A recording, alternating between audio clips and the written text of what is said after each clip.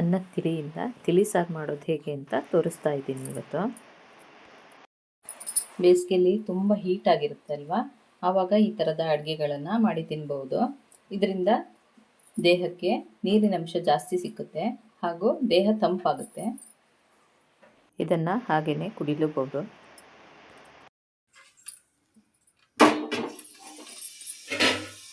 ಅನ್ನ ಮಾಡಲಿಕ್ಕೆ ನೀರು ಇಟ್ಕೊಳ್ಳಿದ್ದೀನಿ.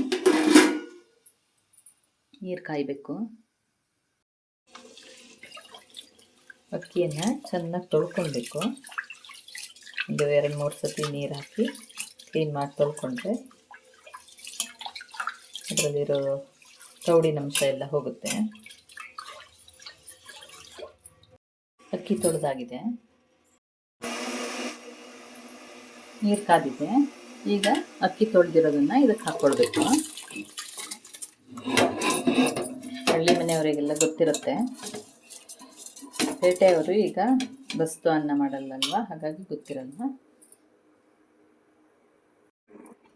ಕುದಿ ಬಂದಿದೆ ಅನ್ನ. ಈಗ ಮೀಡಿಯಂ ಫ್ಲೇಮಿಗೆ ಇಡ್ತೀನಿ.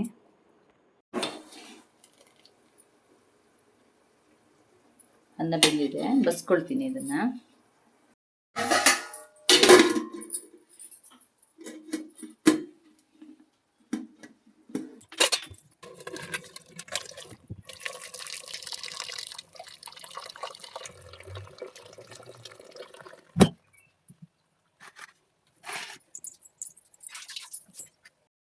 ಇವತ್ತು ನಾನು ಅನ್ನದ ತಿಳಿಯಿಂದ ತಿಳಿ ಸಾರು ಮಾಡೋದನ್ನು ತೋರಿಸ್ತಾ ಇದ್ದೀನಿ. ಅದಕ್ಕೆ ಏನೇನು ಬೇಕು ಅಂತ ಹೇಳ್ತೀನಿ. ತೆಂಗಿನ ತುರಿ ಇಟ್ಕೊಂಡಿದ್ದೀನಿ, ಮಜ್ಜಿಗೆ, ಲಿಂಬೆಹಣ್ಣು, ಈರುಳ್ಳಿ, ಕರಿಬೇವಿನ ಸೊಪ್ಪು, ಶುಂಠಿ, ಹಸಿಮೆಣಸು. ಇಷ್ಟಿದ್ರೆ ಚೆನ್ನಾಗಿರುವಂಥ ತಿಳಿ ಸಾರು ರೆಡಿ ಆಗುತ್ತೆ. ತುಂಬ ಟೇಸ್ಟಾಗಿರುತ್ತೆ. ಇದು ಆರೋಗ್ಯಕ್ಕೂ ಒಳ್ಳೆಯದು. ಅಜೀರ್ಣ ಆಗಿದ್ದರೆ, ಹೊಟ್ಟೆ ಉಬ್ಬರಿಸಿದ್ರೆ ಅಥವಾ ಬೇದಿ ಆಗ್ತಿದ್ರೆ ಈ ಥರ ತಿಳಿ ಮಾಡಿ ಕುಡಿತಾ ಇದ್ದರೆ ಅವಾಗವಾಗ ನೀರಿನಂಶ ದೇಹದಲ್ಲಿ ಚೆನ್ನಾಗಿರುತ್ತೆ. ಇಲ್ಲಿಗೆ ಕಾಯಿಯನ್ನು ರುಬ್ಬಿ ತರ್ತೀನಿ.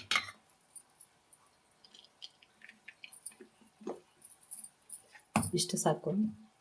ಸ್ವಲ್ಪ ನೀರು ಹಾಕಿ ರುಬ್ಕೊಳ್ತೀನಿ. ರುಬ್ಬಿದಾಗಿದೆ. ಇದರಲ್ಲಿ ಹಾಲು ಮಾತ್ರ ತೆಕ್ಕೊಳ್ತೀನಿ.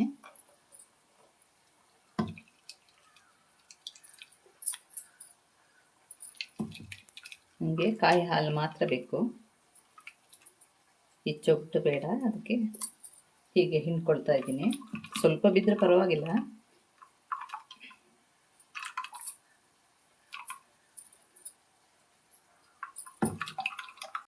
ಈಗ ಹಸಿ ಮೆಣಸನ್ನು ಜಜ್ಜಿ ತಗೊಳ್ತೀನಿ. ರುಬ್ಬೋದೆಲ್ಲ ಬೇಡ, ಇದರದ್ದೊಂದು ಸ್ವಲ್ಪ ಪರಿಮಳ ಬಿಟ್ಟರೆ ಸಾಕು. ಖಾರ ಬಿಡೋದು ಬೇಡ, ಲೈಟಾಗಿ ಖಾರ ಇದ್ದರೆ ಸಾಕು. ತಿಳಿಸಾರು ಯಾವಾಗಲೂ ಚಪ್ಪೆ ಆಗಿರಬೇಕು, ಖಾರ ಇರಬಾರ್ದು. ಇಷ್ಟು ಜಜ್ಜಿದ್ರೆ ಸಾಕಾಗುತ್ತೆ.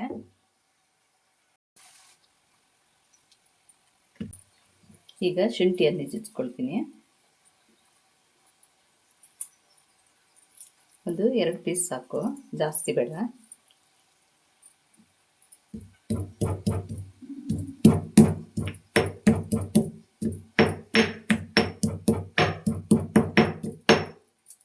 ಇಷ್ಟಾದರೆ ಸಾಕು. ತೆಕ್ಕೊಳ್ತೀನಿ ಇದನ್ನು. ಖಾರ ಜಾಸ್ತಿ ಹಾಕಬಾರ್ದು ಅನ್ನೋ ಕಾರಣಕ್ಕೆ ಹೀಗೆ ಜಜ್ಜಿ ತಗೊಳ್ತಾ ಇರೋದು. ಇಲ್ಲ ಅಂದರೆ ಕಾಯಿ ರುಬ್ಬುವಾಗಲೇ ರುಬ್ಬಿ ತಗೊಳ್ಬೋದು.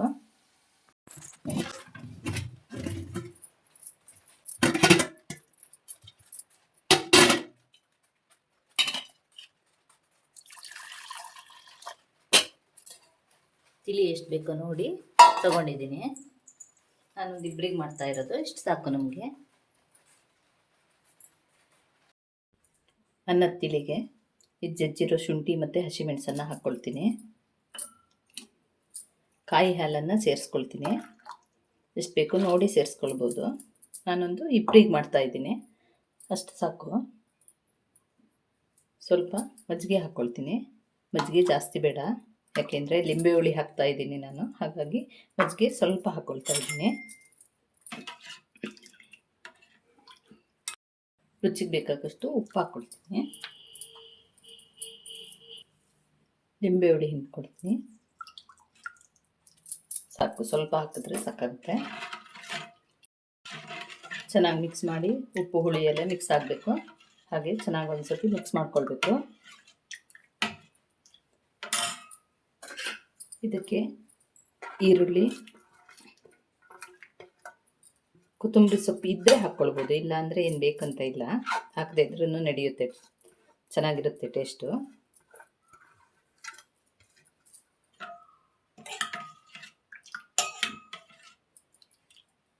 ಇದಕ್ಕೆ ಒಂದು ಒಗ್ಗರಣೆ ಮಾಡ್ಕೊಳ್ತೀನಿ. ಬಾಣಲಿ ತಗೊಂಡು ಎಣ್ಣೆ ಹಾಕ್ಕೊಳ್ತೀನಿ. ನಾನು ತೆಂಗಿನ ಎಣ್ಣೆ ಉಪಯೋಗಿಸ್ತಾ ಇದ್ದೀನಿ.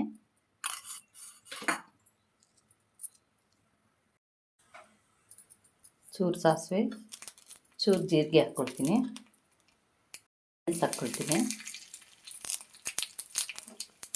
ಸ್ಟವ್ ಆಫ್ ಮಾಡ್ತೀನಿ. ಕರಿಬೇವಿನ ಸೊಪ್ಪು, ಚೂರು ಹಿಂಗೆ ಹಾಕ್ಕೊಳ್ತೀನಿ ಕೊನೆಯಲ್ಲಿ. ಒಗ್ಗರಣೆಯನ್ನು ಸೇರಿಸ್ಕೊಳ್ತೀನಿ.